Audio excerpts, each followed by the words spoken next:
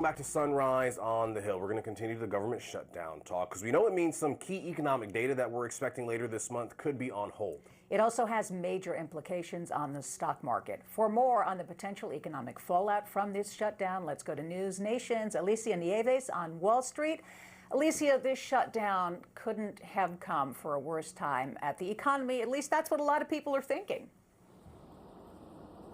Yeah, good morning, Corey, Hillary. You guys were laying it out really well. Just the state of the economy and a lot of concern around here. You know, this government shutdown is pausing some critical economic data, really depriving monetary policymakers like the Fed, even investors here on Wall Street, of this important information amid a time of this economic uncertainty. A lot of concerns about the job market. So much so, you look at this Friday, we're supposed to get the September jobs report.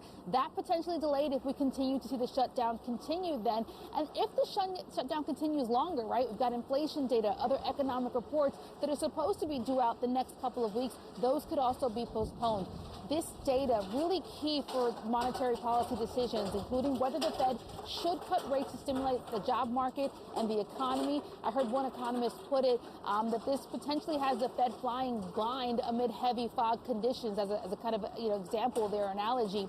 The Department of Labor says right now roughly 1 in 7 of its 13,000 federal employees will not be furloughed, but the BLS statistics department, those are among those who are off the job. That means reports, again, not only could be delayed, ones in the next couple of weeks, but collecting data for reports for next month, like the jobs data, inflation data, even GDP, those could also be delayed, even potentially inaccurate because they'll be potentially incomplete. This is something that we're going to be seeing over the next couple of weeks, people will be concerned about. I will tell you today on Wall Street, a lot of concerns about the stock market. Yesterday we saw major averages close to the upside. Just hopeful that D.C. lawmakers could come to an agreement in the last minute. That obviously didn't happen. So ahead of the open today, we're seeing major averages looking to pull back.